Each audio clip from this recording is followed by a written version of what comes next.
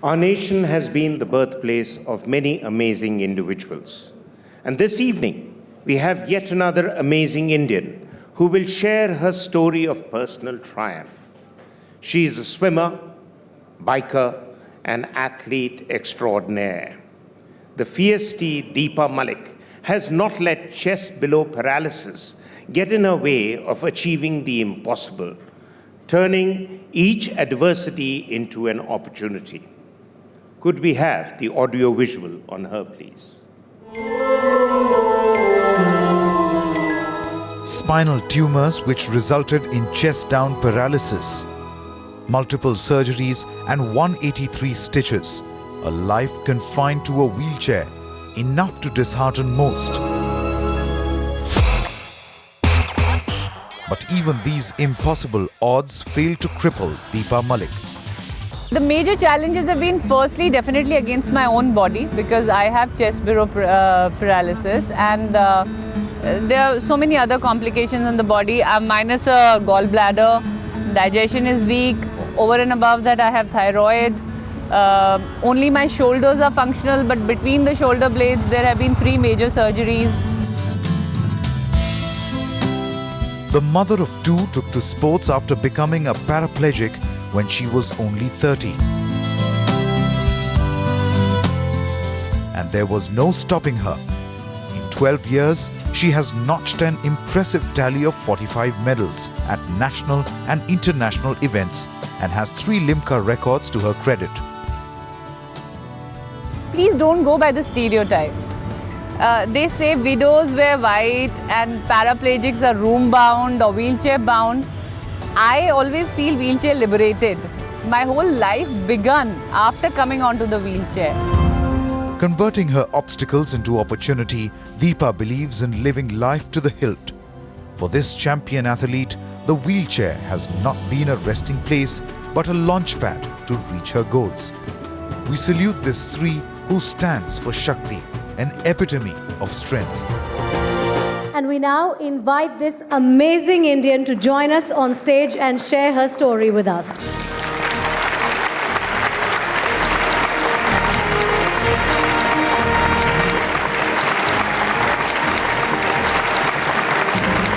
Good evening, everyone. My gratitude to each and everyone who's present here to listen to my story. The fact that I've been included in the list of amazing Indians, I think this is the biggest gift I could give back to my family, I could give back to my parents. So I'm grateful to my family that I'm here. And my story is very simple. My story begins very simply. At the age of about 5 years, there was deterioration in my lower limbs, and the doctors diagnosed that I was suffering from a tumor in my spinal cord. And my first surgery happened at the age of 7 because it took them 2 years to diagnose me. Those days, things were not very advanced. And I underwent a very major operation at the age of 7, and the rehab and all the exercises and everything. It took me 2 years to learn to walk again, but I walked again. I thought I had come out of it. I went on with a very ordinary childhood thereafter.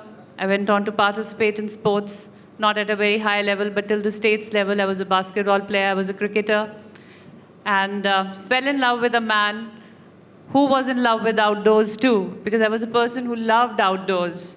And the very base of getting married to him was, will you allow me to ride a bike? Because my parents often pulled my ears for doing that. He promised, he says, I will give you a bike and never ask you where you ride it. So that was the basis of my marriage. Had 2 lovely girls, but 98 won a beauty contest, a Navy Queen contest that we have in defense services. And life was going on pretty good. And suddenly they discovered the tumor again, same spot over and over again. And 99, at the time when my husband was at the war, he was part of the Kargil war sector. I was told by the doctors in Jaipur that I had to go for my advanced checkups to Delhi. And alone I came here, and I met the doctor, and the doctor told me, the tumor is sitting at a place where we can operate, we can make you live, but you're going to lose your legs. So the mother in me told me that, yes, I had to live because I had two very beautiful daughters who needed the mother around them. And I told him, doctors, how much time do I have? He says, it is an urgent situation. I said, can't I wait for my husband to be back from the war? And, well, I could read his expressions. And he told me that he'll give me 7 days to celebrate walking. I went back home. I made arrangements for my children. I made arrangements for my pets. I packed off my saris. I packed off my crystal. I packed off my jewelry because I knew what I was in for. And did a bit of net search and came back to Delhi. 3rd of June 1999, at the helm of the Kargil war, I was in for the surgery. I refused to take the lift that day, and I still wonder why walking people crowd the lift and push the senior citizens and people on the wheelchairs aside just to take the lift. Because the most memorable moment of my life at that point is the 3 flights that I took when I went to the operation theater to get paralyzed. I went in walking, I came out chest below paralyzed, and maybe the Almighty was not done still. I had a further complication where the brain fluid, the cerebral fluid leaked out of the surgery site, which is a complication in neurological surgeries, and mine was, in any case, a redo. And after that, I lost my speech. Well, my husband would have been very happy if I never regained it, but it did come back. And I braved it. I braved it. I lived through it. And yet, people had doubts. People were more concerned about the fact that, oh, ये तो लंगड़ी हो गई. अब क्या होगा? इसके बच्चों का क्या होगा? Everybody who came to meet me came as if they had come to a funeral. I was a person who walked, who saw the world walking, and was not a born disabled, suddenly learned that this is what disability meant. A disability of a kind where there's nothing functional just below. Half my lungs don't inflate. The biggest challenge of my life is the bladder and the bowel control. Every day if I wear a bag, it makes my kidneys weak, and it gives repeated infections and series of medicines. So I had to give up on the bag, and I had to learn to live again. So the whole struggle here was that this is something which I didn't choose, and I had lost my identity to it. I was just a plain graduate who got married at the age of 20 and a half, and I did not have education, I did not have degrees, but I'm glad I took my education system seriously, and I decided to start a small home delivery project in a small town of Ahmednagar, where we have our Armored Corps Center, and all the young officers come there for a course. From there, it increased to catering to the Army Club, and that was the time when this project of mine, I didn't realize that I had done something different or I had done something unique till it became a project study in the local management institute. It was considered under a socio-economic project. And after that, I was awarded with a state award called Swavlamban Award. And the story of that award came on Times Now channel. And I feel very happy to be on this platform again 5-6 years later. That story showed how I try to keep myself fit, how as a person I was still doing my exercises, I was still doing my water therapy. And that is where I was noticed swimming. And I was offered to come and swim for the state of Maharashtra and so on. And then the opportunity opened for me. I went on. And it was a big question mark. I was 36 years.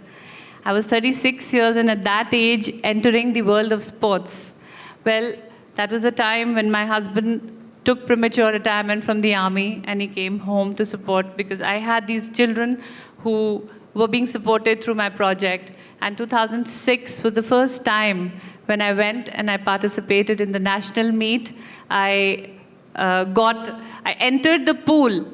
I did one stroke, I got a gold. I did another stroke, I got another gold. And I did the third stroke, I got third. So overnight, I had 3 national records and 3 gold medals. It was just a chance. an opportunity that had knocked at my door, and I mustered up the courage to walk through that door. I went from there, I got selected, I went to represent the country at FESPIC Games in Kuala Lumpur, came back with a silver. The moment I came back with a silver, and I came home to show that a silver medal to my father, and still the neighbor auntie asked me, "Ab beta tabiyat kaisi hai?" And when I was taking that flight, I was told to sign a paper which said, "Wheelchair-bound patient, an indemnity born in the air." And I said, I refuse to sign this. I'm holding an international medal. I've come back with so much of pride for my country. And you're still saying I'm a patient. So they said, "Ma'am, you can't board the flight." I said, "No, I need the airport manager here." And the gentleman came and I said, "I'm sorry." I put it in writing and I got a call from Mr. Vijay Mallya. I was flying Kingfisher that time. And he called up to say, he says, "Deepa, we have changed the format. Now we write wheelchair guest. We no longer write wheelchair-bound patient." So, well, there were a lot of challenges because when you're doing something first, it becomes a challenge in itself. It becomes an achievement of, I'm the first rallyist, I'm the first biker, I'm the first sports person in my category. But the first comes with a package of challenges because I didn't know where to go buy a bike for me. I didn't know how to get my vehicles registered. I didn't know. So there was a lot of challenge that came my way. It took me 19 months to properly get a valid license for my car with acceptance of the fitments and the modification in my car in Maharashtra. And once I did, I wanted to celebrate it. And I celebrated it by driving in Himalayan car rally, by driving across the 9 high altitude passes, and by completing the Desert Storm car rally. Because I needed platforms. I wanted awareness to be spread. And now 29 people have started driving after I drove and after they spoke to me over the phone. So one can contribute and make a difference. And it didn't end here, then joined the world of sports. There were a lot of challenges that came across because this was the first time a woman in my category was participating. So an escort is required, specialized training is required. The policies are there, but we still need more to happen. For me, people still say that इसको चैन नहीं पड़ता, ये कुछ ना कुछ करती रहती है, कभी ये नदी में कूद जाती है, कभी पहाड़ों पे चली जाती है. Some people call me a show off. Some people call me that इतना आराम से घर में कर्नल की वाइफ है, why doesn't she stay back home? I mean, why is she putting herself through this? What I convey with my life here is life is too important, and it is important to take initiative because you feel sitting in this chair that you feel that no, mere karne se kya hoga? What will happen if I'm doing? I feel a lot of difference happens when you can reach out, even if you can change one life, you feel that yes, you've given back. Thank you so much.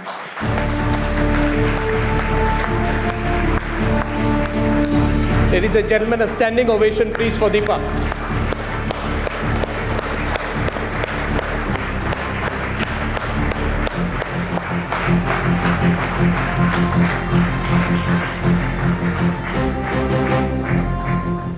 May we now call on stage all our winners, along with Mr. Ravi Dhariwal, Mr. Sunil Lulla, Mr. Arnab Goswami, and Mr. Avinash Kaul, CEO, Times Now, ET Now, and Zoom, for a group photograph, please.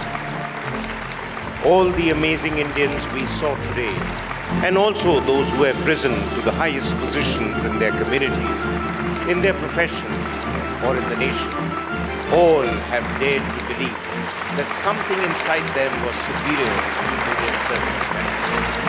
They became what they were capable of being. And Times Now will continue to salute them year after year for their achievements, for inspiring all of us, for making us believe that India's resurgence is assured.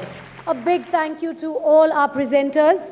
Also a special thank you to our presenting sponsor, Mahindra, our associate sponsors, Lodha, Flipkart and Panasonic. Without their support, this endeavor of ours would not have been possible. And with that, ladies and gentlemen, we come to the end of this iconic evening. Once again, congratulations to all the winners. Papa.